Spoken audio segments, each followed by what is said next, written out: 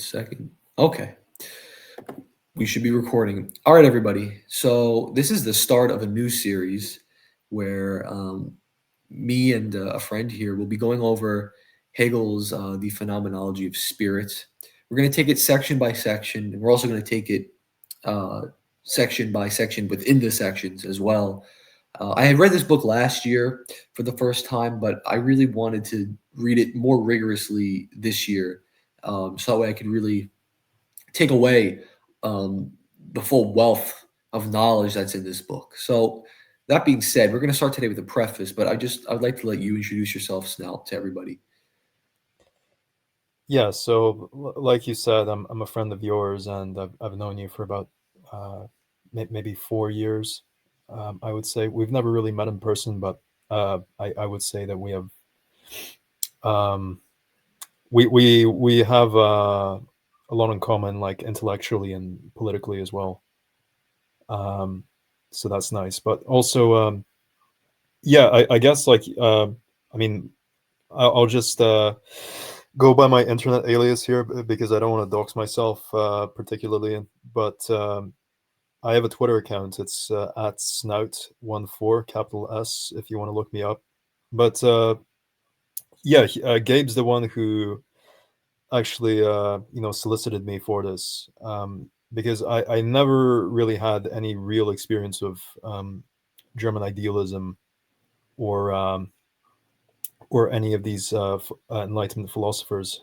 So this is like a new experience for me in a lot of ways. I would say Gabe is more well read on the subject than I am. So what I'm going to be doing is fulfilling the role of a novice that asks questions, which I think is useful in its own way. And yeah, we'll just see how it goes. That's all I have to say for myself for now. Yeah, and so basically, you know, we're starting here with the preface, and we have a lot of stuff to go into. We have about what you see on the screen here is about 23 pages worth of notes that we'll be going over. Um, but before we do that, I would just like to kind of outline what the nature of this work is. But even before that, I know Snout, you did some reading on sort of the context in which this work took place. Did you want to go into that first, and then I'll kind of go into.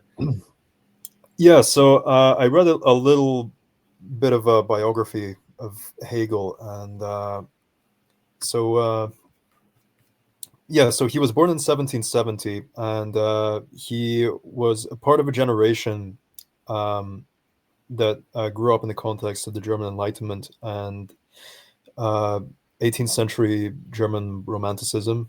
And there was I mean, like, people felt that the society of their day was fragmented and atomized. There was a sense of alienation, which is familiar to our own day. But this caused like a revival in interest of ancient Greece, actually, in particular. They were really inspired by classical antiquity. And they saw ancient Greece as a society where the communal spirit was constantly revitalized and preserved, and religion was an element of public life in a way that it wasn't in their day.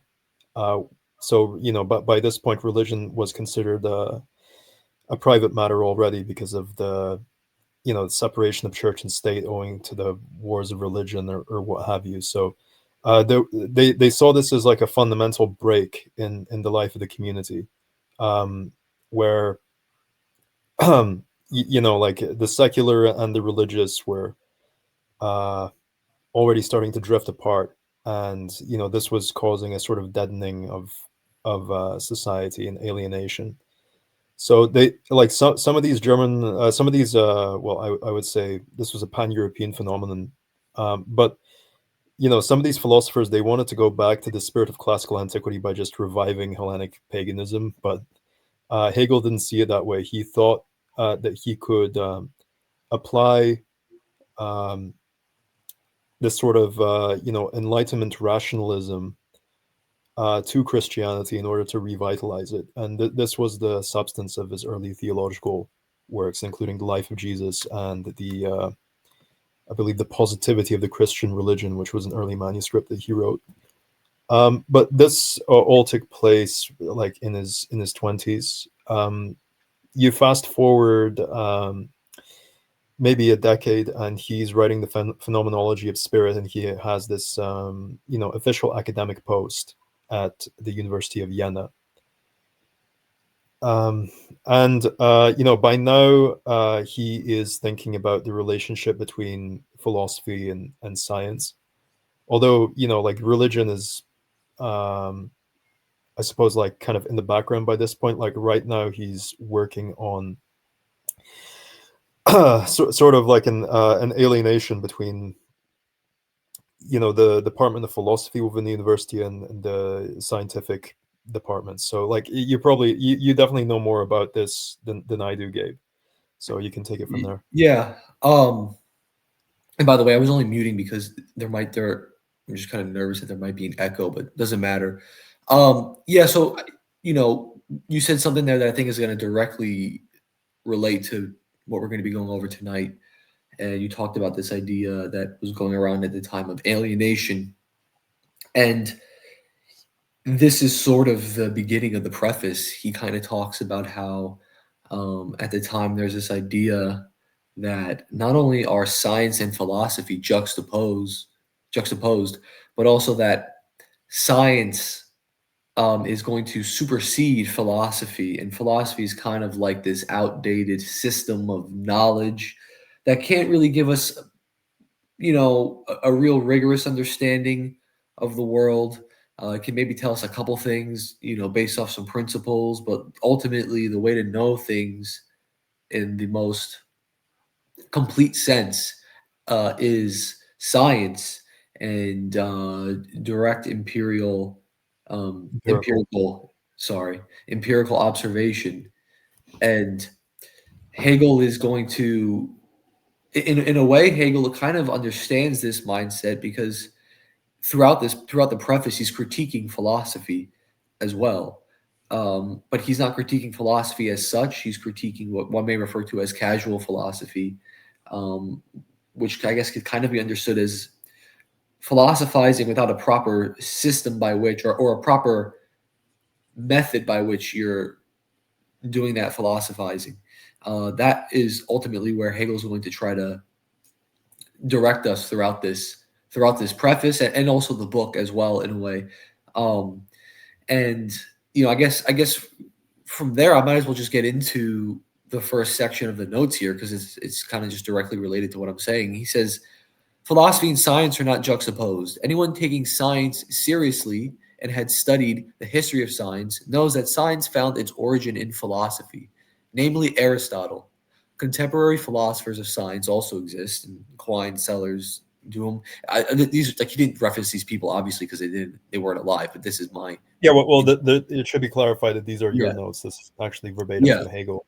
yeah This exactly is basically your extrapolation of the preface of the yeah. Phenomenology of Spirit.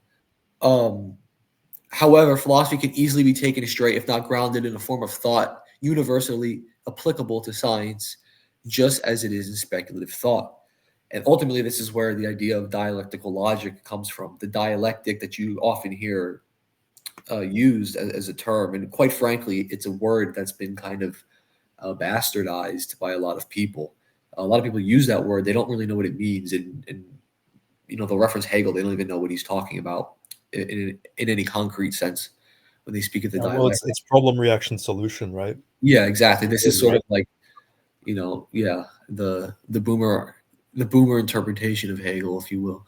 Um, so yeah, this is the essence of Hegel's project to make philosophical thought more scientific. This is done through the execution of dialectical logic, the act of unfolding notions or ideas to go beyond their mere appearance and see what their objective teleological end is.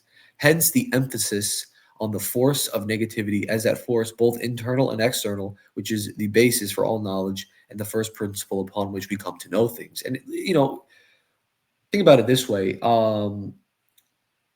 when you first understand things in life as like a child, um, the lowest form of understanding is kind of just, the basic experience around you. And experience is something that happens through time. What is time? Time is change. What is change? Change is negativity. So this is kind of just like a basic, this is sort of like an allusion to the basic underlying nature of not only just all things in general, but also our understanding, because uh, you can't divorce epistemology and metaphysics from one another. Um, they're ultimately intertwined. If you make the metaphysical claim, for instance, that there are only particulars and universals are nominal, for example, well, then it follows from that you can only really know particulars, uh, because that's all there is to know. So that's where, like, the metaphysical ultimately interjects itself into the epistemological, and here he's kind of referencing that and saying that, well, what is the ultimate? Now, when I say metaphysical, we'll get into that later. I don't want to, get too off course with that, but I don't mean that in a transcendental sense, like maybe a Platonist would or anything like that. But just in terms of like the essence of existence. So that's kind of what he's getting at with that. So the new philosophers are, Hold on, I just wanted to say something about yeah, what you just read. So it's useful that you brought up the centrality of negativity to Hegel's system, because I believe, like, like, this is actually like the beginning point for me, beginning to understand his work, is the concept of negativity and the centrality of negativity, which is also synonymous with a number of other things such as subjectivity um, and like a number of other things. But negativity, I think for Hegel, is how that alienation and fragmentation that we talked about earlier is ultimately overcome. right. Because the alienation and fragmentation, it emerges as a result of thinking things as static instead of changing and moving, and to be like integrated into the rhythm of life is to practice negation through movement and change. You change things in the world, and you change as a result. So this is how alienation is overcome, is through constant change and movement and negation. Yes, that's 100% correct. Um, so just on to this third little paragraph here. The new philosophers are keen to dismantle and seek to move beyond systems. This kind of thought is completely one sided. Likewise, the counterpart to this lack of a system is this view that philosophy is merely the rigid and unsolved problems of philosophers, and that systems are set in stone. Both of the former and latter are forms of picture thought. We'll get into what that is in a little bit, or incomplete, undeveloped stages of philosophy. So, this idea that, like, we need to, one, get rid of systems because systems are holding us back and they're rigid, and philosophical problems are only problems that are just relegated to philosophy. They don't kind of extend beyond that. And that kind of thinking is used in a way to kind of quarantine philosophy as a discipline. They say, well, these philosophical problems, they don't matter outside of philosophy. That's what a lot of you know scientism, well, I don't even know what you would call those people. I guess we would call them redditors today. But um and it's kind of a stupid critique, because it's like, well, of course philosophical problems are going to be proper to philosophy. You wouldn't bat an eye if I said scientific problems are proper to science. Yeah, that's part of the nature of the discipline, but that doesn't mean that they don't extend beyond their discipline as such. If science obviously penetrates into other fields of life. So it's kind of I guess it must have been an attitude that a lot of people had at this point in time, and Hegel's trying to get around this. So now we're going to talk about the systematizing of philosophy. So Hegel does understand that, like, well, the scientists are kind of right to take issue with this rather lazy or undeveloped way of thinking in philosophy that might kind of get us some truth, but not as much truth as we'd really like if we really want to know things. So he agrees with that, and he's saying, well, I'm kind of here to fix this. I'm going to introduce a new system that we could use to then elevate philosophy not only to a higher form of knowing, but an even higher form of knowing than science, a form of Yeah, total. yeah, but also I think Hegel's systematic thinking is different also from prior systems because when you think of a system, you think of like numerous, you know, like a patchwork or a pattern of static, Like axioms. yeah, static axioms that are just taken as a given. But with Hegel, it's different because of the centrality of negativity in his thoughts, so that even when you disagree with him or say, "Oh, Hegel, actually, you're wrong," he says, "Well, okay, well, I mean, this can just be integrated into my system of negation. Yeah, You're that's participating in my dialectic by exactly. disagreeing with me." So, in that way, like Hegel's system is very anti-fragile. Yeah, It's not brittle; it's flexible and fluid. yeah. I was actually. It's funny you said that because I was just thinking of what's that guy's name? Nassim Taleb. Uh, Yeah, it's yeah, one of those systems that it's not fragile. It's not a robust system that it's like got really strong axioms that can withstand. I mean, it does, but it also like it has. It's a system that allows contradiction within it, and then ultimately absorbs it the contradiction into the system because the contradiction itself is part of the system. It's a very smart way of thinking, and that's ultimately why I was attracted to this philosophy because it's like, well, you can't really get around this. And that's why people call him the last philosopher. I'm sure many of you who are probably watching this video probably have some interest in Hegel and have heard that idea that, oh, well, Hegel was the last philosopher. And when people say that, they don't mean that he's like figured out. He doesn't know. He's not omniscient like God or something. That's not what they're saying. What they're saying is that he's provided the system in which all knowing occurs to the degree that we can know. So to the degree that we can know things, and that is limited in some sense, but to that degree, it occurs within this system, and it finds itself at its zenith in this system, which is not the same thing as saying, "Oh, Hegel says he knows everything." It's not the same thing at all. He's saying, "Well, for all the things that we can know, it's going to occur this way. This is the way we would know it." That's basically what he's saying. Um, so, where was I here? Dialectical logic would allow, as a systematic science of thought, it would allow us to go beyond the rigidity of the shapes, meaning the shapes of thought. Um, these mere systems or lack of systems where assertions are merely thrown out into a void. The system of logic brings us to understand that inquiry, which stems from the subject, occurs within the absoluteness of the subject, which is the unending process of negation. The negation is a particularity, of the notion which is symbiotically necessary for negation to occur. I'm going to read the second one here because it's directly related. The subject, although in the logical order of things posterior to substance, nonetheless needs substance or its externalization of itself into objects for it to even exist. Much like how in certain forms of Platonic thought, the monad must necessarily create as it is as it is its essence to do so. The essence of absolute subjectivity is to negate, therefore, its substance is just as necessary. So, this is a key idea here, and you're going to need to know this in order to understand the rest of what's going on throughout this book. So, and especially the preface. Um, so, we have subject object. The subject object is distinction. Basically, the perceiver and the perceived is a more vulgar way of putting it.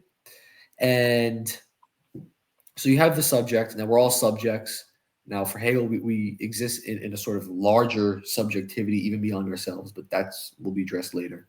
But we'll just stick with the particular subject for now because it'll make things easier. And the subject needs this substance; it needs particularity to come to know itself, because through the particularity, through knowing itself as distinct from all the objects around it, it can then relate itself to those objects. It can then after relating itself to those objects, it can then relate itself back to itself and then come to know itself. So I'm going to try to give a concrete example of this. Um, you know, let's just say, okay, let's just say you're in a skate park, right? And you're surrounded by a bunch of skating rinks and different obstacles that you can test out with your skateboard or whatever. Okay, those are objects, and you, the person who's doing the skating, is the subject. Let's say you try to skate on one of these obstacles and then you fall and you get injured. Okay, well, you learn something about yourself there. Maybe you don't have the best balance. Okay, so through that act of coming to know the object, you learn about yourself. Okay, I don't have good balance. Then that understanding of yourself gets abstracted and absorbed back into you. And then from that knowledge, you then act on it later on based off that knowledge. And then you're actualizing yourself throughout your interaction with objects. This, of course, also happens with people. Um, so, there's like a social sense in which this occurs with other subjects. There's like a direct physical sense, which I just kind of use as a very crude example.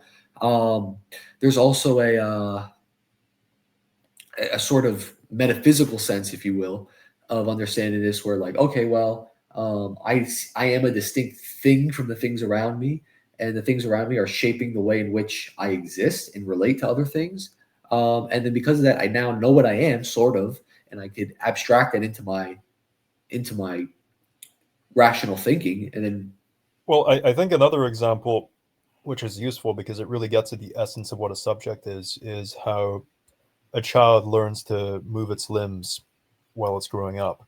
So, like, an infant is basically, like, it can maybe, like, maybe like wriggle them around. Then you get to be a toddler and you hobble around, and then you actually learn how to walk properly.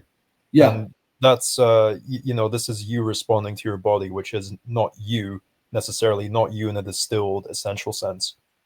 yeah, um, exactly. it's like the matter that's integrated into you that you're working with. Exactly. So it's sort of like, and it is through But that it's knowledge. not like you're not reducible to your body because you are the subject. Exactly. Yes, that's correct. I mean, if that were the case, if you were to chop off somebody's arm, then they wouldn't be them anymore. Like obviously, of course, if you lost your arm tomorrow, you'd still be a subjectivity with a certain sense of identity. But yeah, it is through that externalization of yourself that you are coming to know yourself in a way. So that's a key. That's a key thing to keep in mind here that you're going to need to know for the rest of this. Also, the externalizing outward and then back into yourself is how knowing occurs. So you have this sort of field of distinct things from you.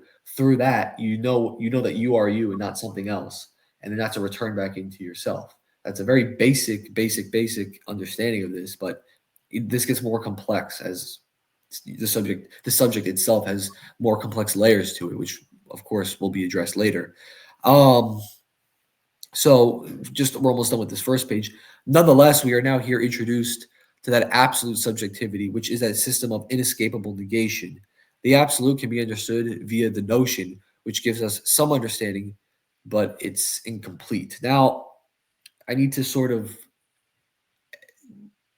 be a little bit more specific here when I say incomplete.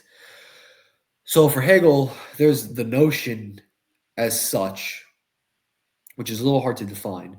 And then there's like ideas that are incomplete because they're not fully in line with reality. Because what is an idea? An idea is sort of an abstracted thing that we've taken out of substance, out of the objects around us, put it into our understanding, thinking we know what it is. But because the idea is not the same thing as the actual thing itself, it's going to be kind of one sided and incomplete. And the process of speculative thinking or dialectical logic is to take that picture, what he calls picture thought, analyze it from within, find the inner contradictions, and then from there get closer to what it really is. And of course, you never want to settle on one thing because it might be incomplete. I mean, it will always be incomplete because the idea is still never the same thing as the thing itself. And it's this never-ending movement of refining to always try and get closer to reality, but you'll never be there because it'll always be distinct no matter what. And this whole thing, when you zoom out of it, is the essence of the subject. The essence of the subject is to do this, although not perfectly at times. And that's what the notion is. The notion is it's not a thing that the subject holds. It's not a content of the subject. It's better to understand it more as like uh, the essence of the subject, insofar as like um, it is what the subject does. It is what the subject is sort of there to do. It doesn't, much like a heart beats, the subject thinks and understands. that and it does this, and when it learns how to do it properly, it's conforming properly to its real identity. um and so that's, and because things are incomplete, because we've abstracted them into the idea, and the idea is not the same thing as the thing itself, or the thing that has being in itself for us, which is important as well. um it's So gonna this is the first time you've mentioned the notion. So could you go into a little bit yeah. of what constitutes that concept? Yeah. Well, just before I do that, just to finish this last thought here, and it's Yeah. related, because it's incomplete, the abstraction, or the idea, or what we might call a smaller notion in relation to the notion as such, uh, it's in some sense true because we got it from substance, which is real, uh, but it's in some sense false because it's not fully in line with reality. And so, like, what is truth? Truth is when an idea is in line with the way things are in themselves. But to answer your question, basically the notion is what I would call uh, the the principle of the absolute coming to know itself, and this is implicit to the knowing subject. It's like the subject is a medium through which the notion occurs, or the notion exists, I should say. Um, so it's you can kind of think of it like the absolute through the creation of the subject then creates substance to then come back into the subject and then relate it back to the absolute. And this is done by dialectical thinking or speculative philosophy, through that last step that I had or the first step that I had mentioned of the subject abstracting an idea from its experience of substance, and because the idea isn't the same thing as substance and is incomplete, it'll be somewhat false but somewhat true, and then the subject then playing that out and then coming to understand eventually that this act of playing it out is what the fundamental nature of reality is and knowing absolutely is, and then through that it's fully related itself back to its underlying nature of negativity, um, because the act of knowing and like the act of thinking itself is presupposes negativity because it is a process, and once it realizes this, then it realizes what the nature of everything is, and that is a notion So working itself out basically. so the subject externalizes itself, and then Yes. the notion is the medium by which um, that externalization is folded back into the subject. Yes, folded back into the subject and then ultimately like related back to absoluteness, absolute subjectivity, or absolute spirit, or absolute knowing. Um, and So is the notion synonymous with the kind of thinking? well, thinking is necessary for it. Yeah, it's.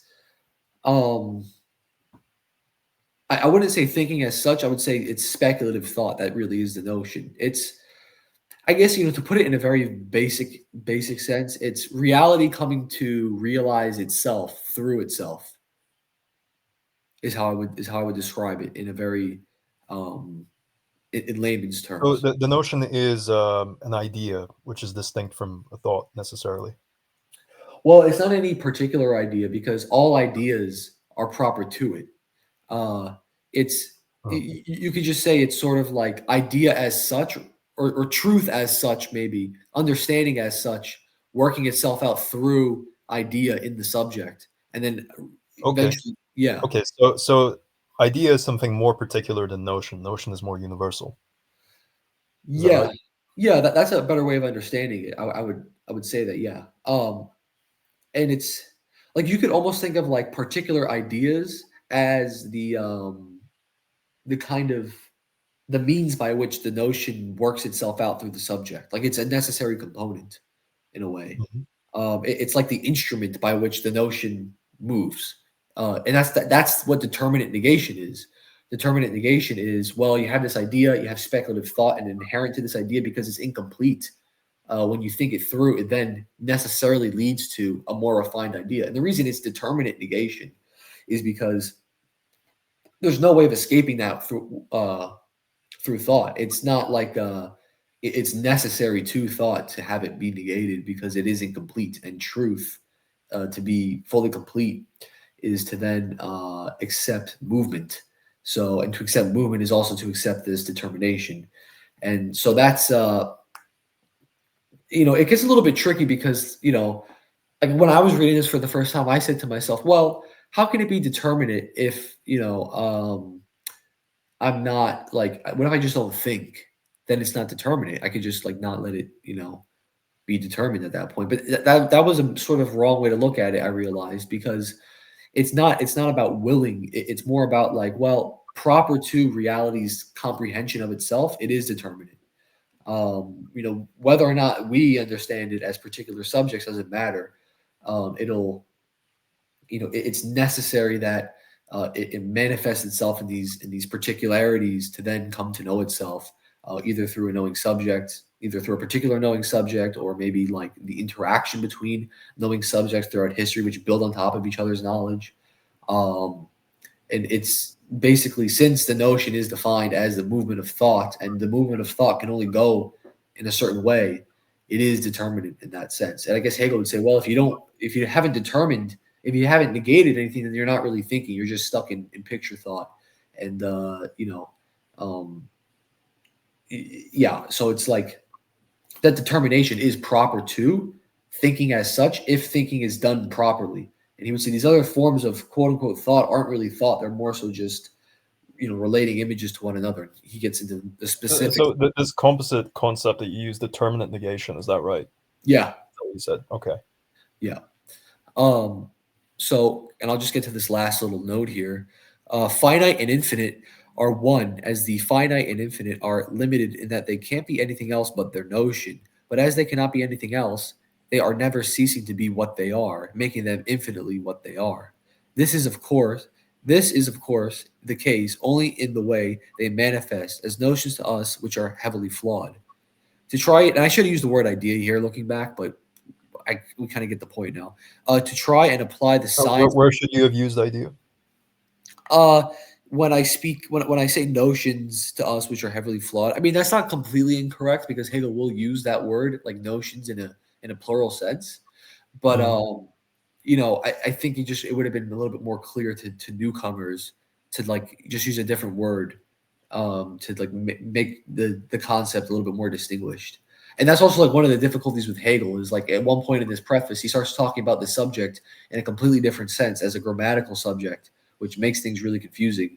Funnily enough, even though he's talking about it like that, it does actually relate back to the subject that we're talking about here. But I don't want to get too off course with that. We'll address that later. Um, so let me just see where I left off here. Yeah, to try and apply the science of logic or true scientific thought to philosophy, we must understand that the absolute can never be grasped with a notion as it is beyond notion.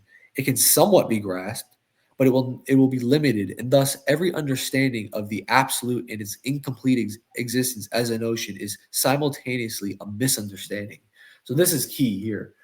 The absolute as such is unapproachable, because we're always going to be in the world of substance as knowing subjects, and because of that, we're always going to have our subjectivity is sort of limited by idea, uh, and abstract idea, and because the ideas themselves limit our knowing, and they're ultimately still pictures.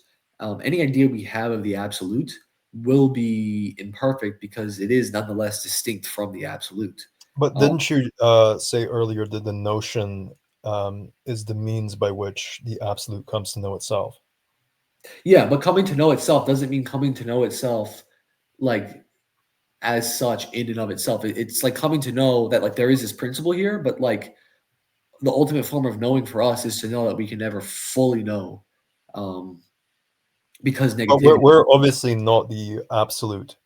Yeah, Um, of course. Yeah. Well, yeah. yeah. So, but I mean, like the absolute still uses the notion to know itself, right? And Yes. it can't really be flawed in the same way that our notions are flawed. Well, I'm not saying the absolute is flawed. What I'm saying is that our knowing of the absolute, because any form of knowing we have is never complete. It's flawed in the sense that like it's not well, it's not full. It's we should never settle and say I know what the absolute is, because that will ultimately lead us back into picture thought, which is what he's trying to get us out of. So to know fully is to know that we're always going to be stuck in the process of knowing, and that we should never stop trying to know things, and always critique our ideas, and always be skeptical of the notions that we hold. And in a way, it's like any idea we think. Notions with a small n. Yes, exactly. Any ideas we hold, like that is what absolute knowing is. It's knowing that negativity is everywhere, and that because we're stuck in it, we have to sort of contend with that. We have to kind of embrace that, and not get too comfortable thinking we know what absolute spirit is as such. It's kind of like an act of humility in a sense, to say, well, I know fully. Like, to know fully is to know that you can never really fully know, in any complete like static sense, is basically what I'm trying to get at. Um, so, and then to claim to know fully in a static way is a kind of misunderstanding in a way, because it's like, well, if you really understood what he was saying, you'd understand that, like, you can't just settle on your fixed idea. Um, you have to understand that it's ultimately like you try to approach the absolute negativity, and you'll get pushed back, because it is unapproachable. Because I guess like an image I could use is, like when you're in the water at the beach, and you're trying to push a beach ball in the ocean, it just comes right back up.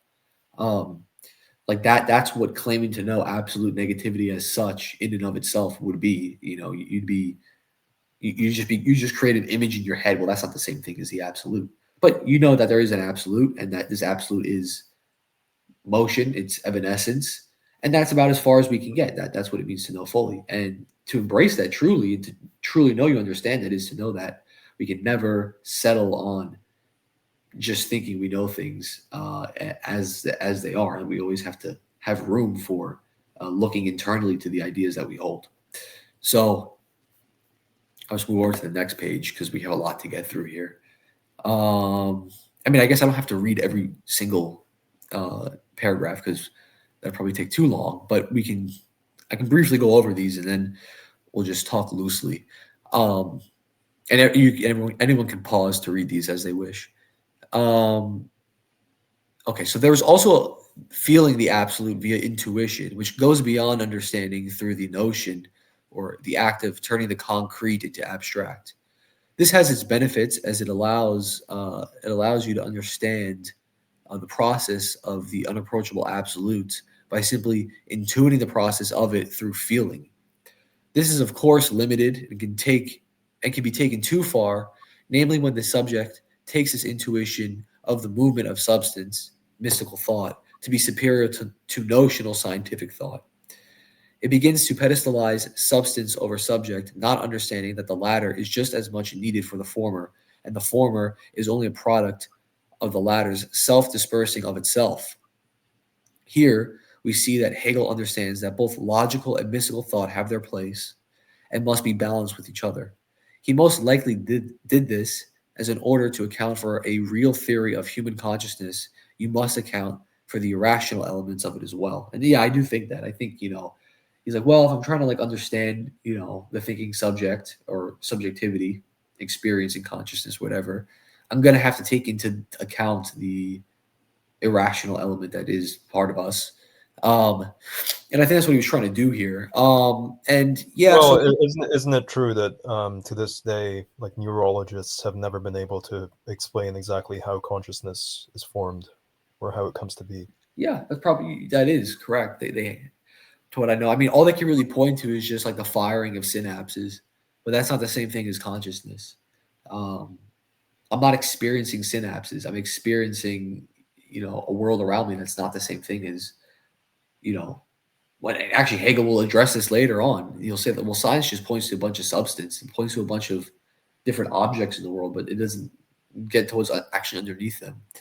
But and yeah, so So Hegel believes that consciousness is irreducible in well, this sense. I wouldn't say that. I think he would say that you know, it is reducible to negativity.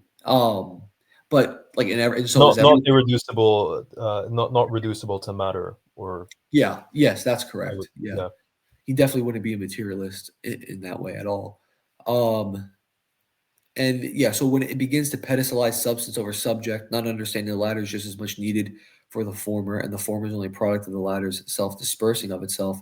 Yeah, this is true because if you become too stuck in intuition, and intuition isn't thinking, it's feeling.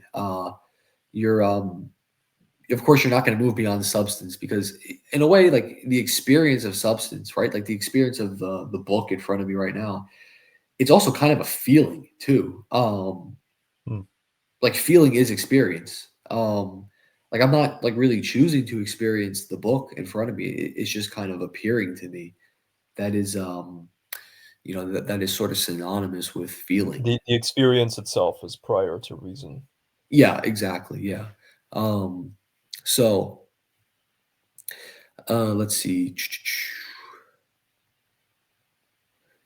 So, but yeah, and I, just to reiterate here on paragraph 3, the purpose he's sort of laying out here is that he wants to make philosophical inquiry a serious discipline and kind of beholden to a proper method. And I kind of also outlined here that you can maybe you sense a certain irony, namely I kind of mentioned beholdenness to a system of like rigidity, but like Hegel saying that like, well, the problem with these systems is that like their rigidity is based upon limited picture thought, which is like ideas that are kind of taken for granted and not really open to change. And whereas for Hegel, he's saying, well, we're going to create a system of thought where implicit to the system is investigating every axiom, every notion, every idea, um, and even that idea itself can be analyzed and undermined, if you will. But that's it's part of it, and ultimately the act of doing it reinforces it. Right? It's kind of like I would compare it to someone if someone tried to argue against the law of identity. It presupposes the law of identity to do that, so it's a self-refuting argument. If you try to argue against speculative thought and you'd say, well, speculative thought contradicts itself, for instance, or whatever, it's like, well, okay, but your argument, what you're doing right now is speculative thought, so you're confirming it by trying to deny it, and then thus we're back, we're kind of back to square one. And so anyway, Hegel's saying, yeah, look, of course we need systems of thought because it is a discipline and that's necessary to the discipline, but we need to create such a robust system of thought that ultimately like there is no ability to get around it. And the best way to do that is to base a system of thought on what the basis of reality is. And funnily enough, because the basis of reality, which is negativity, is, or you can almost say it is reality, uh, is inseparable from the way we understand the world, the best thing to create a system or base a system on is what reality is, because that's kind of, you can't really get around that at that point. So he's creating a system that's based on the inescapable, which is reality. And I think that, it is kind of a 4D chess move in philosophy to do that. And that's why negativity, because it's in everything. And if you make it the basis of your system and it can be applied to anything, it's completely an anti-fragile system, as Snout pointed out earlier. Um, so, and that's what he wants to do. That's also because negativity cannot be circumscribed. Yeah, So exactly. be limited. You can't. Yeah, it's ineffable and it's irreducible. Right.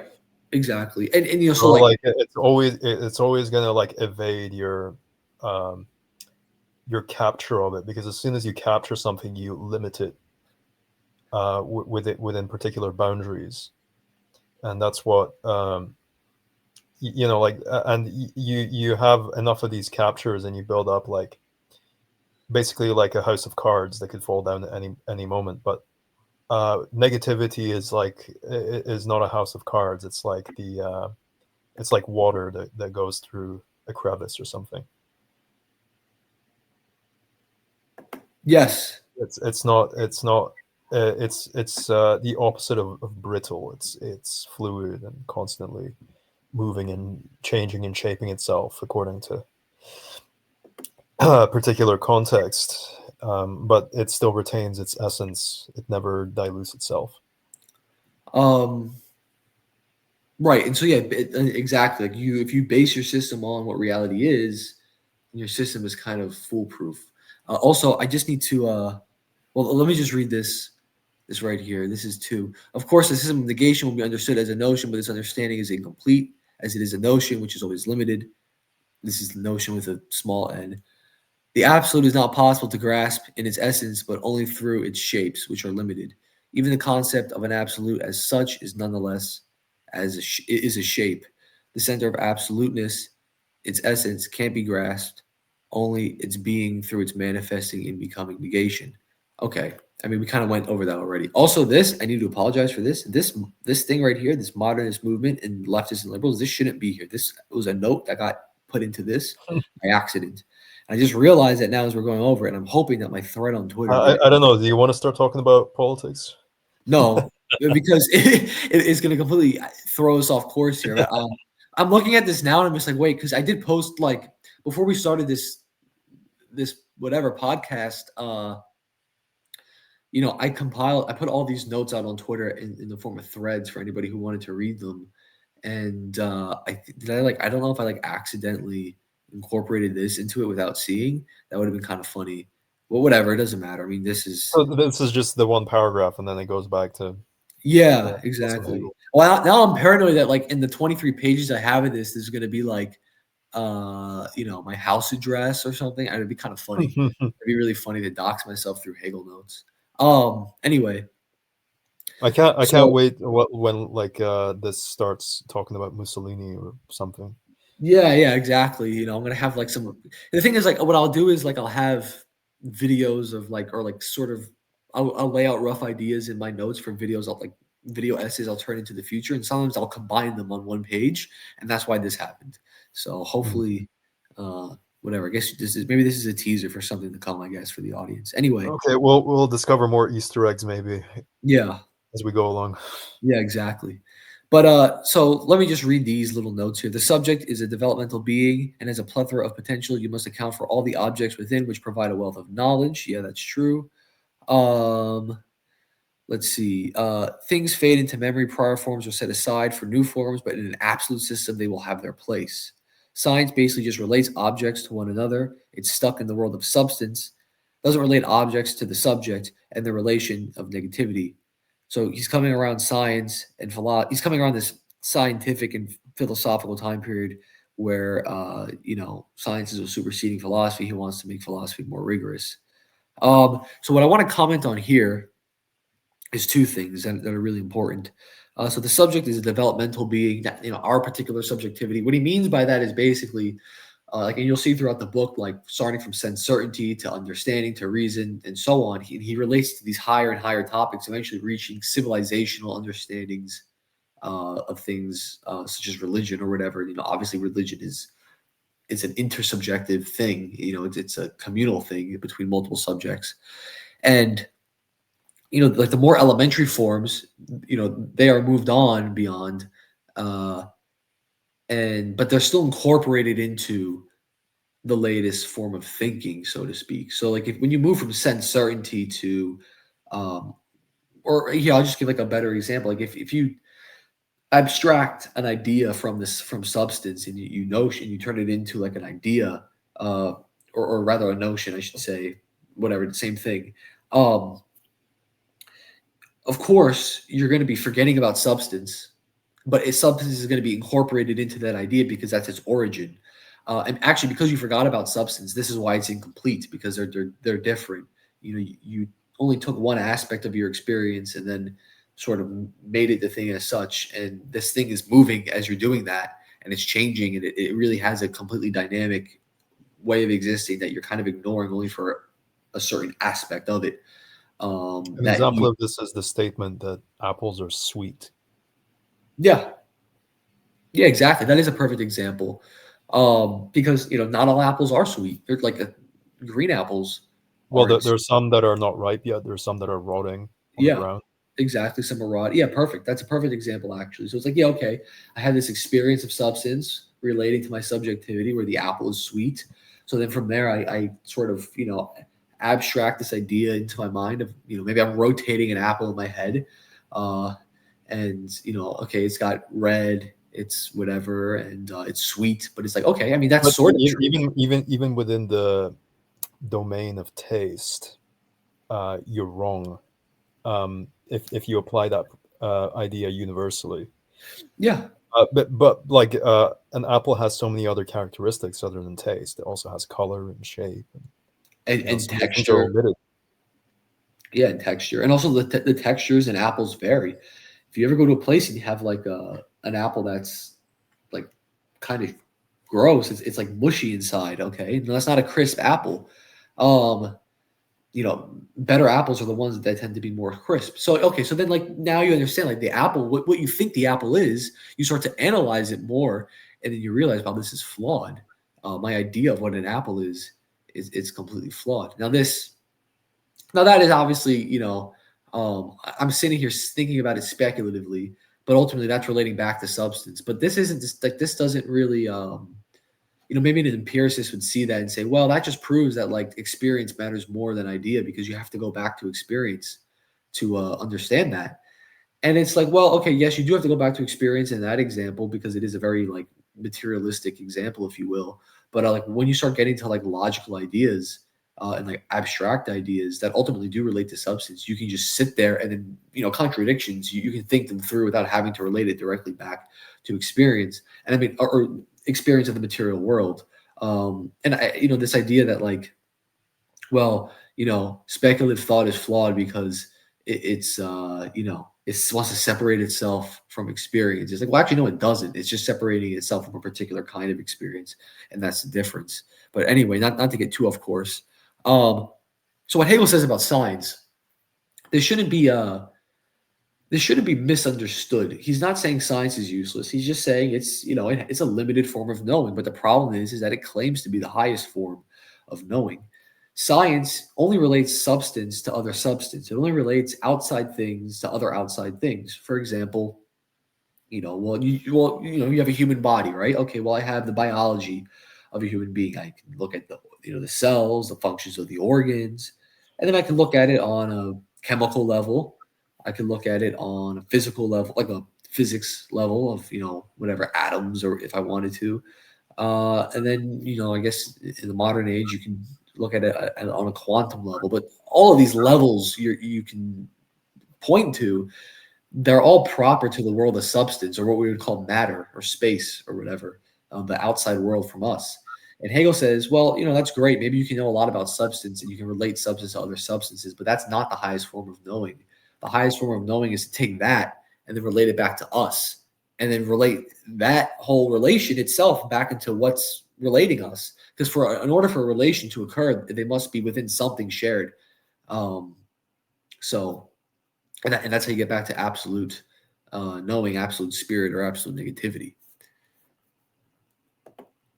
And so he wants to give philosophy a place again, um, and ultimately make it more rigorous uh, than objective science. And he wants to create a science of the subject, of subjectivity, if you will.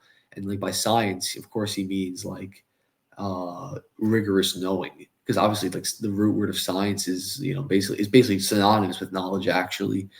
Um, so moving on from that, he'll also say that science, so that it can become truly a universally accepted form of thought and not an insulated esoteric system, must become applicable to philosophy as well.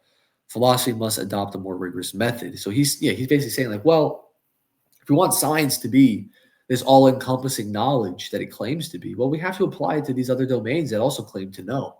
Um, if we don't, and it's not universal, then it's not real, full, and complete knowing.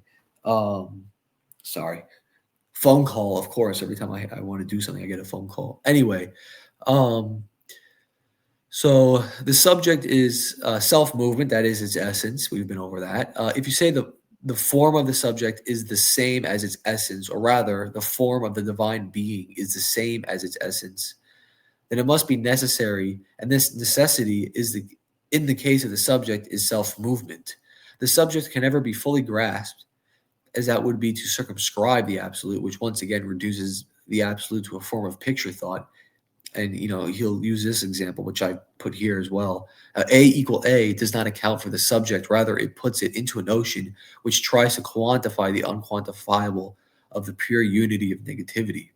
So obviously, let's just use that little image there. A equals A. Well, okay, logically speaking, that's true. Things are self-same. They have a sense of self-identity. If they didn't, that would be a contradiction.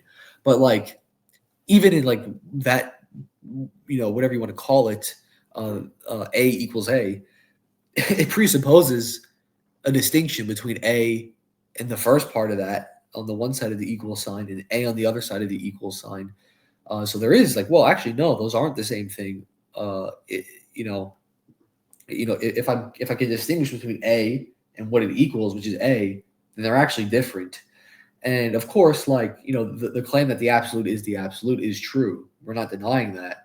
But what we're trying to point out with that example is that our idea of that itself leads to a sort of falsity in a way, an incompleteness in a way, because it's kind of contradicting what we're trying to say, that something is self-same and we're representing that through a thing that has distinction between itself, uh, which is like what we're trying to move beyond. We're trying to move to unity, but in order to imply unity, we have to imply, uh, multiplicity. We have to represent it with multiplicity, which is what it isn't, right? So it leads to a sort of confusion. So with the example A equals A, well, okay, intuitively I know what you're saying. You're saying that the absolute is the absolute. But when we draw it out like that, when we look at it in that form, or when we say it, well, it kind of looks like we're saying that A is something else, because we're putting two different A's in the you know in the syllogism or whatever. So but obviously, like, and that just goes to show, well, okay, in any way we try to represent this, it's going to be flawed. It's going to be imperfect. But understanding that applies to everything is to know absolutely. That's the key. And to know that it'll always never be full is and I guess that makes sense, right? Because negativity is this movement, right? It's this going beyond, this constant going beyond, this constant never sitting still, never fullness, but in a paradoxical way, that is fullness. So when you reach what reality really is, you realize it exists in a paradoxical manner, but it's not contradictory. Paradox isn't the same thing as a contradiction. It's just a higher form of existence. You could give an example like, well, the Trinity in some sense is paradoxical, but it's not contradictory, right? It's three persons, but they all share the same essence. Some people see that and can't understand how that works, but like, well, when you really think it through, it makes sense that it's not a contradiction.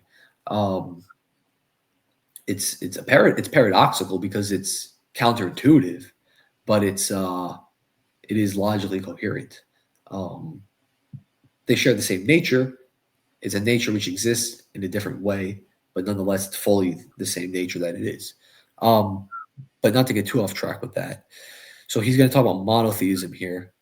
Monotheism, which transcends the submerged forms of self consciousness, polytheistic, for example, but doesn't preserve them, is also problematic. And that this absolute is a static entity which can't account for movement. Therefore, a true conception of the absolute cannot be the unmoved mover, which is in its essence, uh, or wait, let's see, what did I mess something up here? Well, basically, what it is, like the problem with the unmoved mover is that it's a static form, and that can't account for the negativity that's underlying all reality. Um, the absolute, which is present at the end and the beginning of its objects for itself, are and always have been itself. The phrase begins and ends may cause one to say this is a contradiction in picture thought, but this is just the necessary element of language which doesn't grasp what it is fully, just as, quote, the divine doesn't explain what it actually is when you just invoke that word. Um, the subject, absolute, expresses itself outwardly, so that way it can understand itself for itself. The movement of the notion is the resolution of its defect, and in each truth is an untruth, not in the sense that the truth is untrue in the same way it is true, as that would be a direct contradiction, but rather that the principle of all of them is that they are incomplete, and this inward incompleteness is what moves it forward. This is determinate negation that we spoke about earlier. It's not external but inherent to it, an internal externalization within itself. The externalization is almost illusory but necessary for the self to understand itself. To accept this is to go beyond picture thought. The essence of absolute negativity is the same as the form which is also the negative. The form, substance of the absolute is also negated and in the field of immediacy. This is necessary for the subject to operate. It needs negativity through objects as the objects are nested within the absolute, which is negativity. This negativity is a basis for all particular negativity, yet all the particular negativity within the absolute is needed for the absolute to be the absolute. Since the essence is to negate, there must be something to be negated. Hence, the need for form, substance, objects within the subject to be negated. This is why the subject's self-external. This is why the subject self-externalizes itself into an object to negate for itself to understand itself. Yet the object is the subject, the substance is the form. Thus, why negativity is inherent to both, since both collapse under being negativity in nature. Thus, form can said to be essence as subject can be said to be with object. Both need each other. And yeah, this is kind of like you know, if there's nothing for negativity to negate, then it can't be negativity. It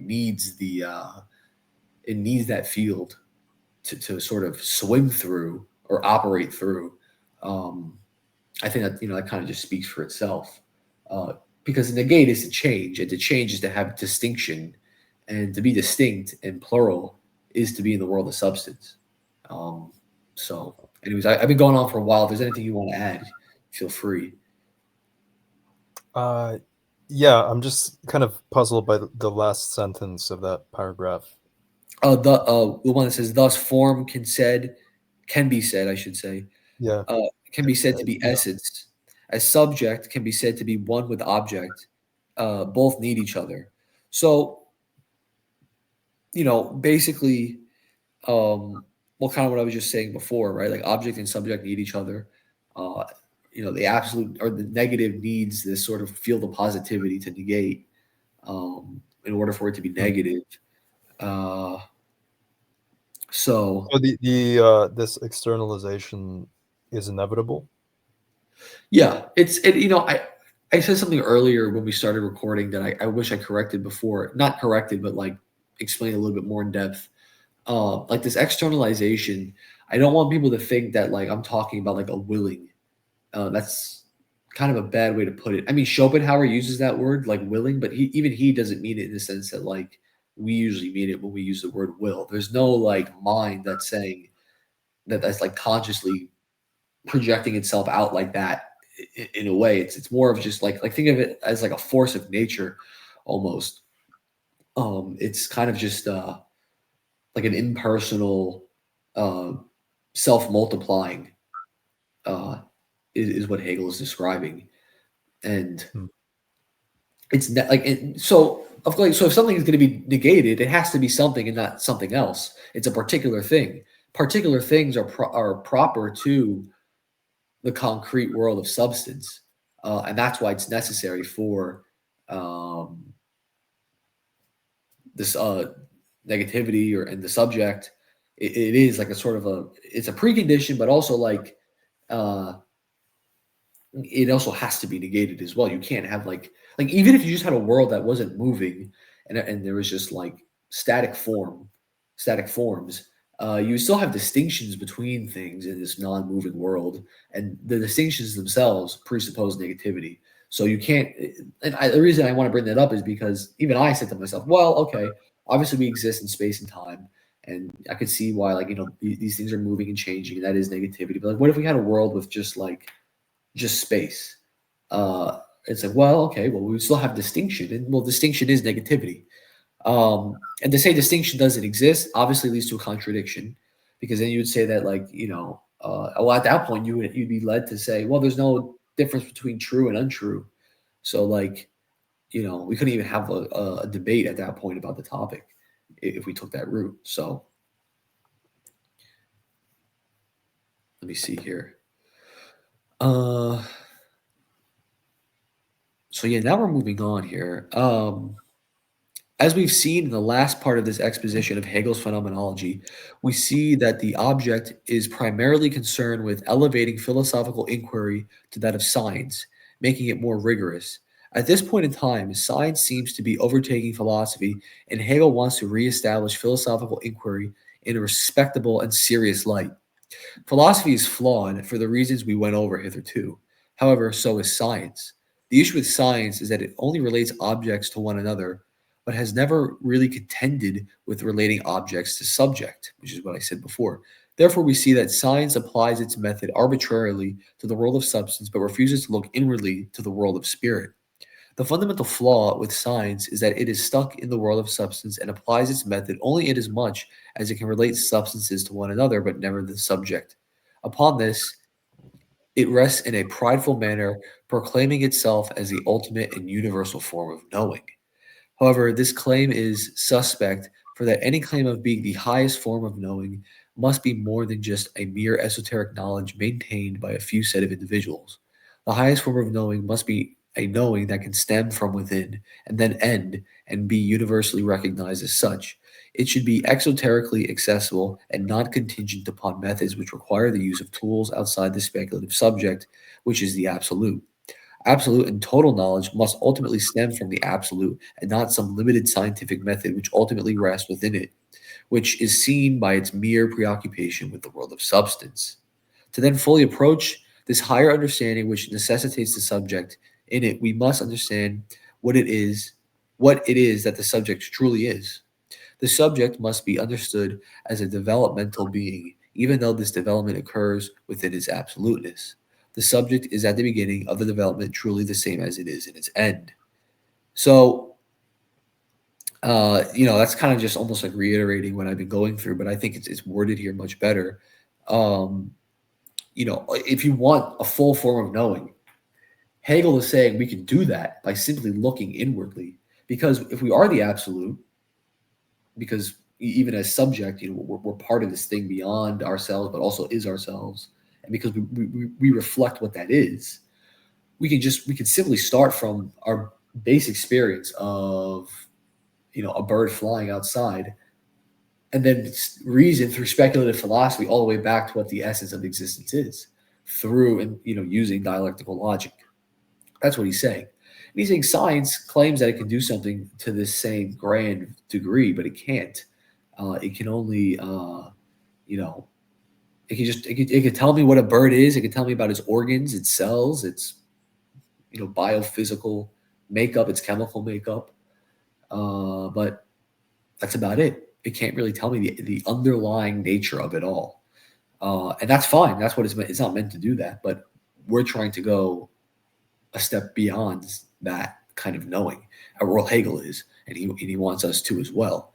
Um, Well, this also there's an important point there about how subjectivity is common to all, yeah, no matter who you are, no matter how smart or stupid you are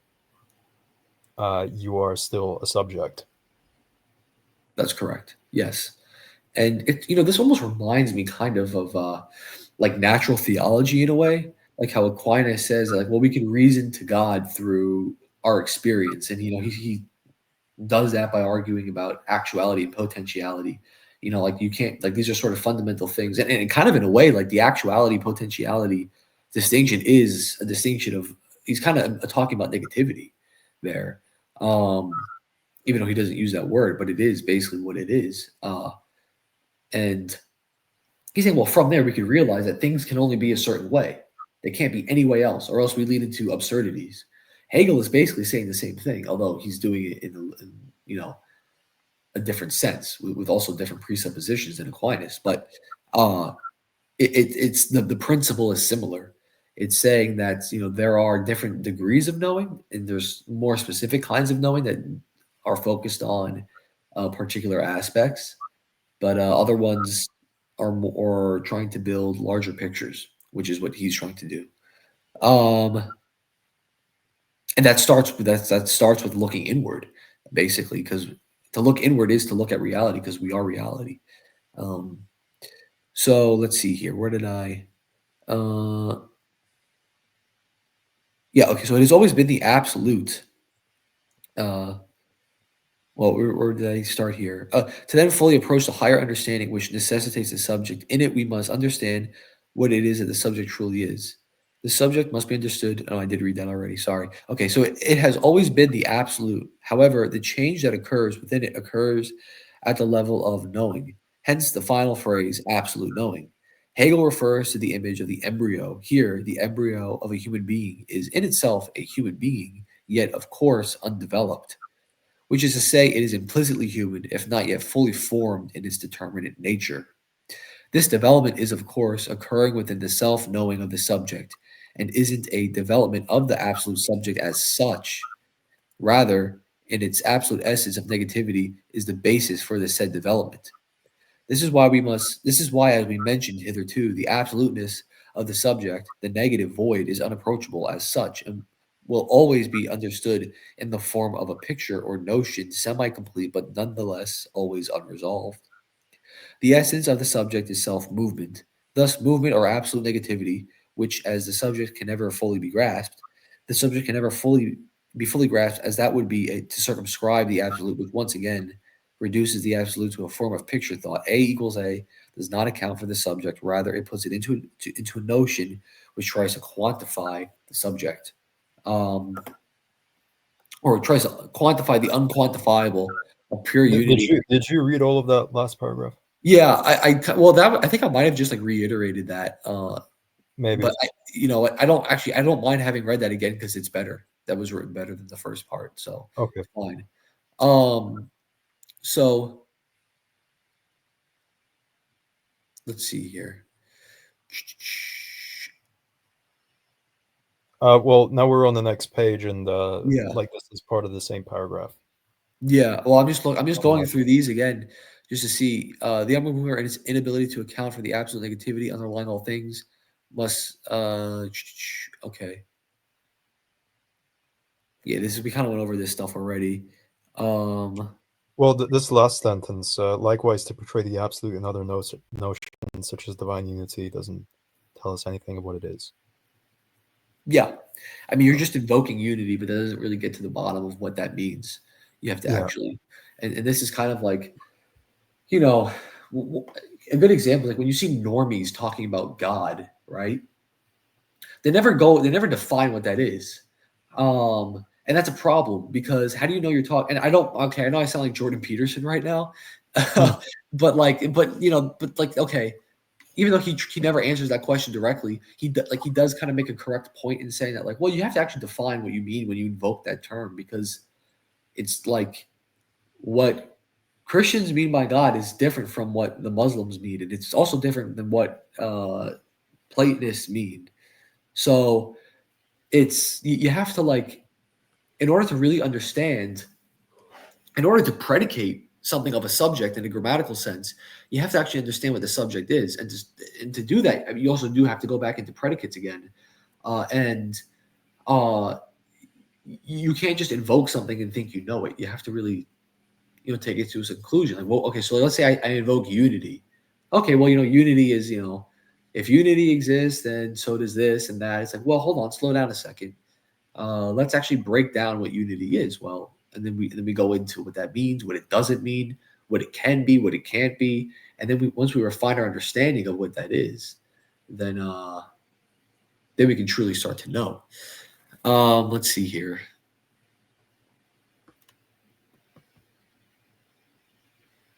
So, which is a implicit appearance is a subject all along, but it's also for consciousness.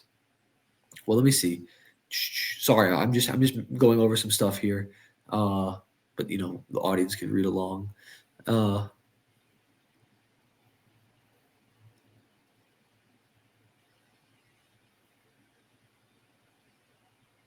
yeah, both substance and essence are one. They are both the negative. That's true. Well, underlying the substance is negativity, and essence itself is the is the negative. So how is this known? They are both known to be one, and that absolute spirit externalizes itself into substance, and then through this substance, it reflects back into itself to know itself. The in itself, which is a term that Hegel uses, comes back into contact with the being for itself of spirit, which is to say that object implicit appearance is a subject all along, but this also is for consciousness. And once it realizes this, it has reabsorbed itself back into itself as the notion upon which it re-externalizes itself. This process is the nature of the absolute, its essence, and therefore its definition, insofar as our understanding allows us to define that which ultimately stands outside of it, due to the very fact that the understanding itself is nested within. This unending externalization of the subject is not occurring from within and then outside the subject, as all is within the subject. This should then be understood as an internal externalization. This externalization is necessary for the subject to understand itself. The world of substance is this field through which the subject comes to know itself and is its self sameness. The very fact it is an internal externalization is the same principle guiding the symbol of the circle being that finite infinite. Therefore, all particular negativity that the subject experiences, either through experience of substance or through the movement of notion, has its basis in that absolute negative which allows it being. Finally, to understand that the notions which are true yet in some way are untrue, but not untrue in the same way that it is true, that would be a contradiction. Yeah, okay. So that internal externalization is also a key thing that we should also address here. Like when we say the subject externalizes itself, we're not saying that there's like this person or this mind that exists and then creates a world outside of itself or something. No, because that already presupposes that the subject exists inside a world outside of itself to begin with. So that falls into a categorization issue. What we're saying is that subjectivity is this field, uh, and substance is also the subject that is necessary to this field, which underlying all of it is negativity. So that's also really important to understand. Um, yes, you can't think of it as like this this thing occurring within uh, like a limited framework of reality, because that would mean that there is some sort of existence outside of it all, and then it can't be taken to be complete at that point. Um, let's see what we got here. To go beyond the principle at face value by finding its incompleteness that is always present within it as it is nested in absoluteness, it can't be anything but incomplete, always approaching the absolute, yet never fully apprehending it. Therefore, it always shows itself in the form of the notion. The only means to free yourself is to accept that this movement, beyond mere picture thought, this process of resolving the contradictions within the principle itself, is the absolute manifesting itself in finitude. Science needs, if it wants to declare itself the supreme form of knowing, to go beyond merely grasping objects. It needs to relate those objects to spirit. It is actually against the essence of science to declare itself as the best form of knowing without accounting for the real existence of the subject. Science is the knowledge of reality done to the most rigorous degree. He means philosophical science here. Therefore, it must also account for that aspect of reality which starts with the subject. If it ignores this, it ignores what is in its nature to do. The subject has the right to know itself and to desire from science an accurate account for its existence with objects. Science may help us understand substance, but ultimately it is stuck within fixity, if that's even a word, but or fixed thought, and picture thought. Even, for example, the analysis of cells of a plant are nonetheless still an analysis concerned with substance. For Hegel, the externalization of the absolute in substance must be accounted for by science. Hence, his decree, his desire, to raise philosophy to that level. All objective scientific inquiry has provided so far are the mere images and relations of the various substances in forms of pictures, which isn't to say it's useless. It certainly gives us a new view of substance, say knowing water is H2O, for example, but it is nonetheless incomplete and only relating various inert pictures of substance. It moves between pictures, so it is a knowing, but nonetheless an incomplete form of knowing that has not yet moved beyond the mere images of substance back into subject. This is the essence of the project of the phenomenology of spirit. Philosophical science will account for the internal externalization of the subject into substance and back into itself. This in itself for the subject shall be raised to being for itself, or in other words, substance will be related back to its origin or basis, which is the absolute subject. The shapes of spirit will be shown to be in essence one with absolute negativity. However, the whole breadth of knowledge, the journey through which the absolute creates for itself, must not be ignored, as each stage of consciousness represents a place within the whole of the absolute, which has created this in itself for itself. The movement of the stages occurs within individual knowing of the conscious individual, yet is also beyond it. Individuals exist as self conscious substances in the field of absolute spirit. The stages which are known to individual subjects are at first known in immediacy of experience, yet once they have been moved beyond the immediacy of the phase of consciousness, it is then moved into the form of notion, which is an abstraction of that immediacy, yet is immediacy anew. So that's kind of what I was saying. The idea itself also is presents itself to us as a form of experience. Um, it's it isn't this static thing either. Well, I mean, it is static if we don't think it through, of course. I mean, that would be picture thought. But when we're sitting here thinking of an idea, I mean, that is also something that's occurring within the present moment. It is an experience of a particular thing, albeit an abstract thing, but nonetheless a thing that is real. And you can't say it's not real, because to say it's not real would be to deny that you can even think, because thinking starts with these ideas, of course.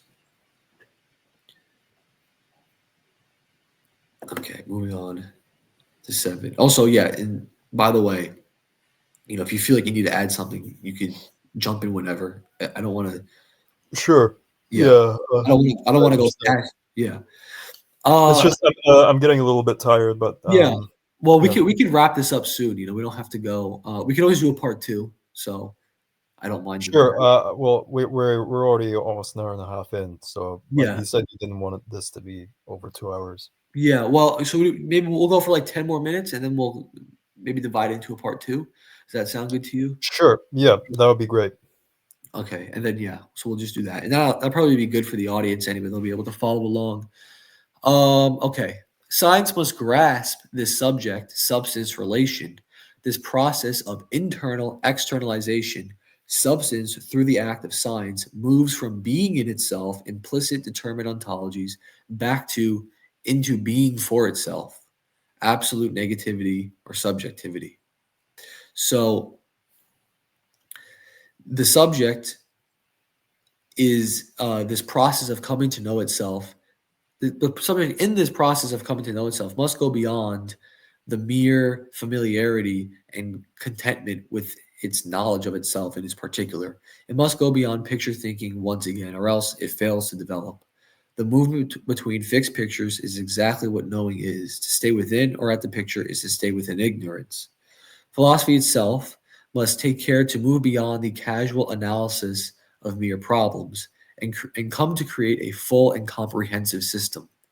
This world spirit and the movement of history serves as a means by which this development of absolute spirit can occur. The intersubjective movement of knowledge isn't separate from nature. Absolute spirit unloads itself through a plethora of substance in which we, the individual, are like whirlpools in that stream. Because of this fact that substance is a plethora of the subject comes to know itself through that, and the act of thinking is likewise the movement between pictures, just as it is the movement of concrete substances in nature. These notions are always incomplete, as they are fragments of the absolute, and in their nature, as such, they are fated to negate. Now, I just want to say something here. When I say movement between pictures, it shouldn't be taken, because Hegel will critique later on the idea of just relating pictures to one another. What I mean by that is, and what he means by that is, you're taking the picture, you're taking this fixed idea you have, and then you dive headfirst into that idea, logically speaking, find where it's limited, where it falls flat, its inadequacy, ultimately its failure, and then from there you can move beyond it. Uh, so that's what he means. And he says later on, he'll say this becomes an issue when it becomes conflated with what he calls ratiocinative thought, uh, which is basically just relating objects to one another, just negating them without actually creating a real positivity. Um, so let's see, okay. In their dismemberment or their failure or limit, they become anew. Substance, in its tarrying with spirit or absolute negativity, gives birth to a new shape. Through negativity, substance finds itself again. This negativity isn't an outside force acting upon the substance, but implicit to the nature of the substance itself. Through the negative comes the positive, or through absolute spirit comes substance. Absolute spirit externalizes itself into shapes which, in their limited nature of not being the absolute, as such, are flawed and incomplete, thus always sitting, waiting, and open to be unraveled to a new notion. Thus, the process continues. And of course, they're not complete because they are particulars of the infinite, if you will. I mean, that's also just another way of looking at it, because they are that. They have a much there's a deeper nature underlying them. Uh, so, in antiquity, there was a period of real speculative thought which tried to get to the bottom of things. Although incomplete, it was more rigorous in that it raised principles to universality through abstracting them from their mere appearance or fixed nature. Nonetheless, it failed and that it ended in a static universal. Modern philosophical thought, which doesn't get to the bottom of things but merely passes around fixed ideas, never moving beyond their fixed nature, picture thought, which is moved beyond via tearing with the negative, via analyzing the notion, the idea until you find its limit, and then moving beyond its limit to the next shape, idea, or picture. Furthermore, it is harder to move fixed picture thought into a fluid state of knowing than it is to move a fluid state into a static one, and then a static one of picture thought. This is because human consciousness thinks through pictures, and its nature is to grasp moments, which is precisely what picture thought is. Hence, while approaching the absolute, which is that self same unending movement, is nearly impossible for the being that thinks through pictures and fixity. All it can do is grasp the uh, absolute in a picture, which is what its essence as the knower does. The substance of knowing for the subject is the notion, fixed proposition, and essences. The movement of essences, the movement of pictures, is the method of science, the full, complete science that is Hegel's philosophy. This movement of notions, their negations of substance back into the subject, and so forth, is the new science that that accounts for this time for substance just as much as it does subject. Through this, the process it reaches a quote unquote final understanding of itself as absolute spirit upon which substance comes to be, and thus knowledge and science. Now, he mentioned antiquity, and what I really wanted to get at there is, he says, well, they did have a real dialectical form of thinking for a little bit, but it didn't fully get anywhere. And one person we could like point to is Heraclitus, or we could also point to like Zeno of Elea, who talked about like the sort of the problems with infinity, and what he started. He started looking at paradoxes. He started analyzing these things from their own standpoint, and analyzing things from their own standpoint, and finding the issues within or where they lead. That is dialectical logic. So that's just an example of what he was referencing. Um, but I think we'll just go through this last page here, and I guess we'll wrap up for tonight.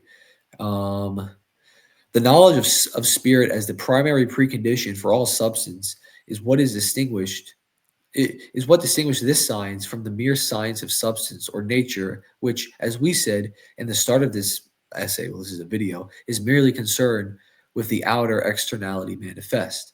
The statement distinguishing between the two sciences does, however, once again lead us to picture thought, which we must be careful not to become too comfortable holding, thus giving us limited knowledge. We must remember that the self othering of spirit, the process itself, and coming to know what it is what is meant by science in its fullest sense. Science is the knowledge of this self othering, this internal externalization, and the various shapes therein moving within the unity of negativity, which, in their nature as shapes, produce the basis for intelligibility of the absolute as much as is possible, of course. It can be said that Hegel's philosophy is anti mimetic, or rather post mimetic. It finds that the image in its nature, as the image may grasp the content into form of an image, but it doesn't get at the inner depth of it, the deeper reality behind the meme, hence the often needed quote explanation of the joke when talking about memes also.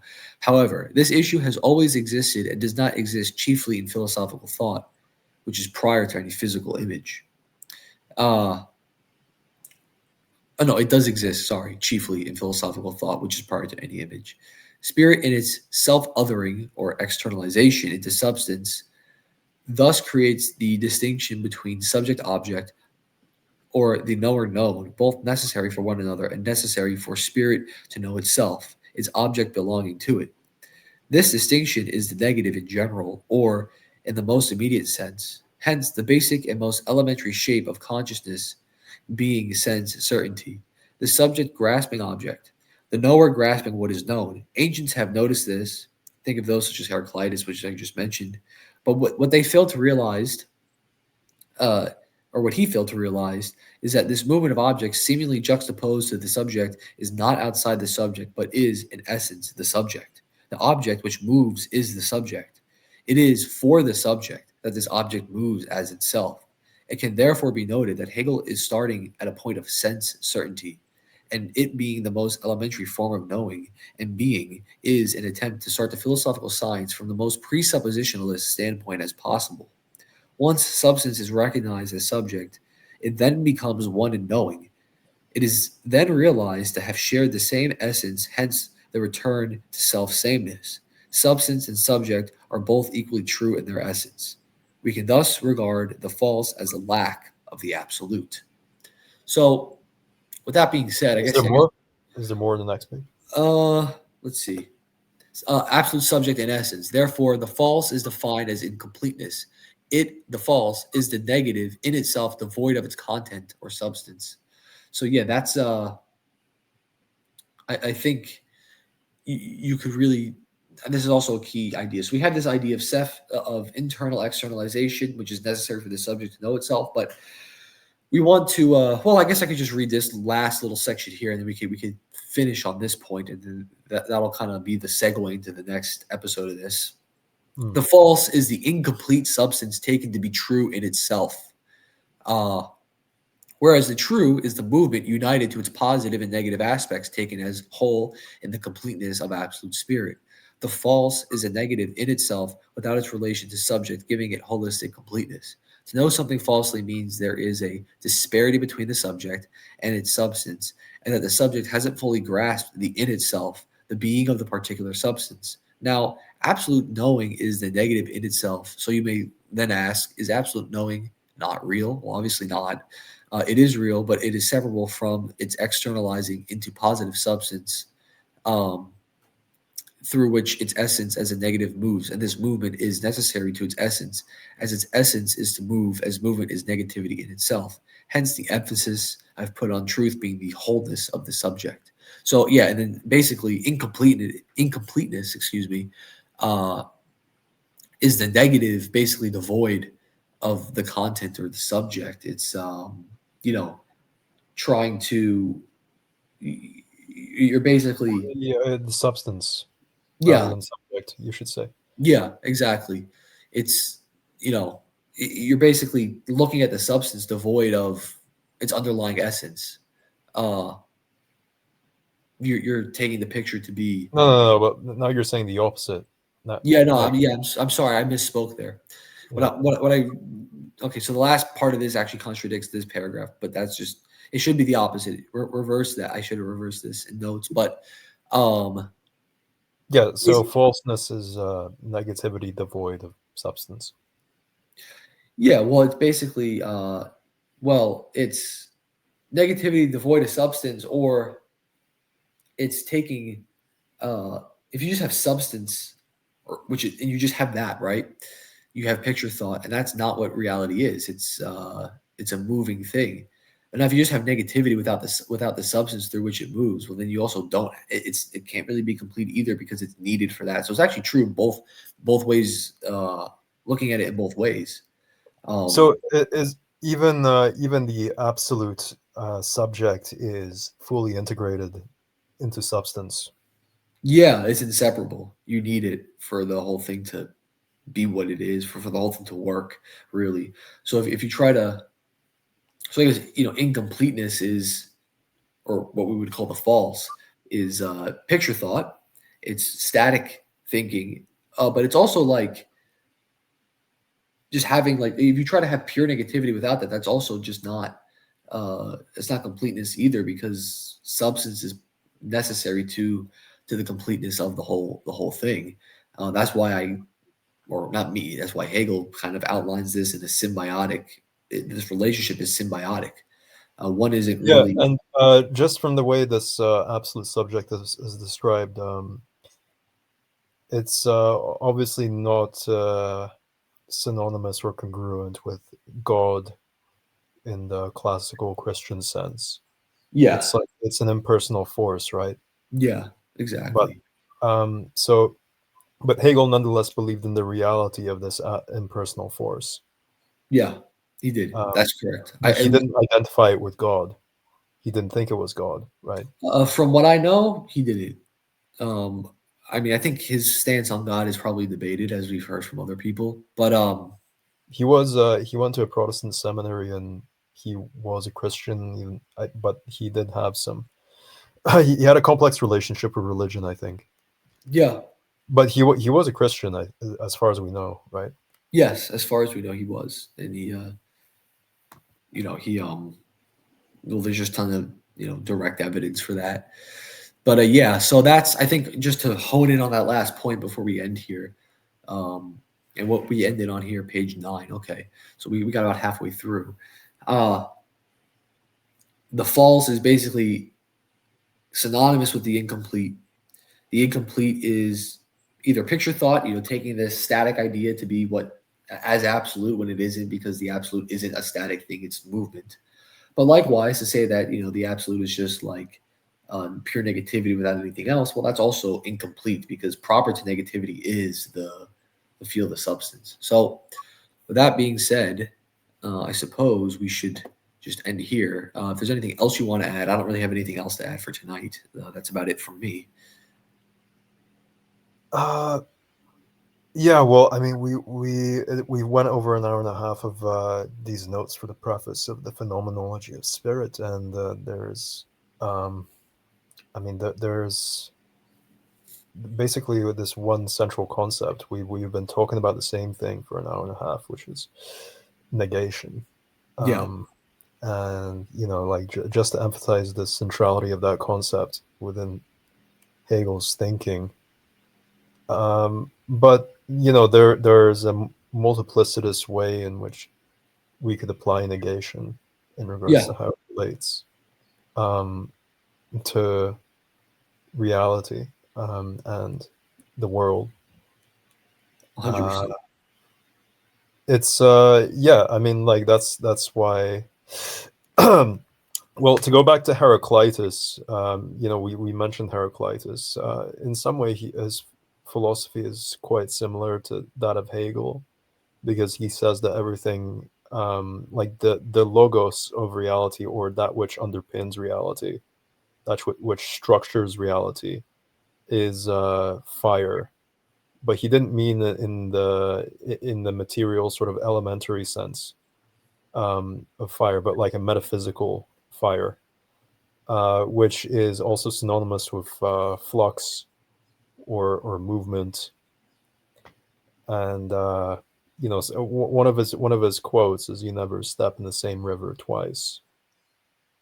Um, so um, he saw the underlying ground of reality as being, change and movement and so on. And it is.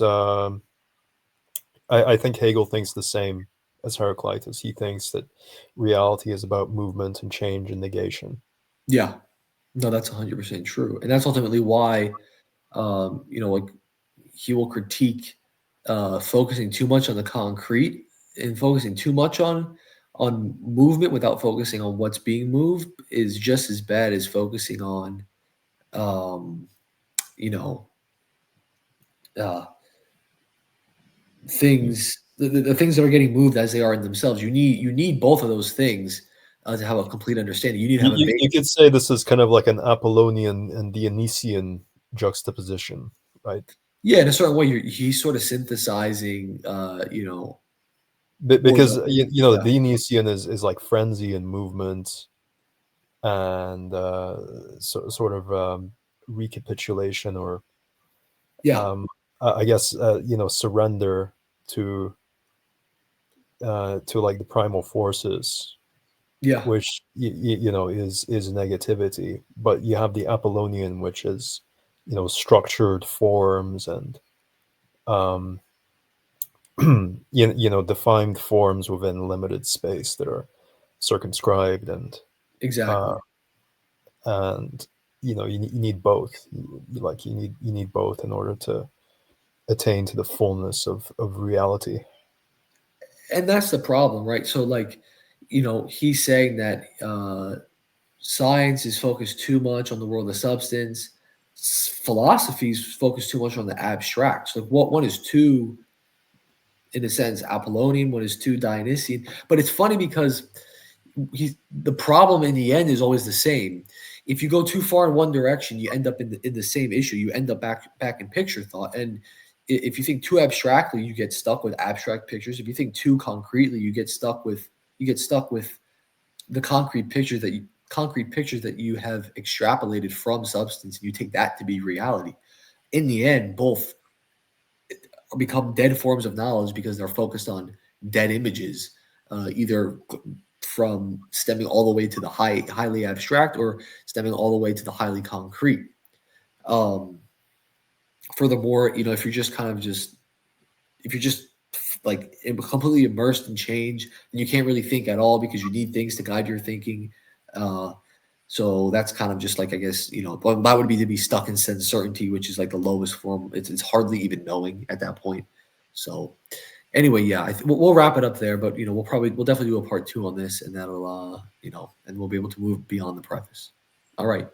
Sounds good.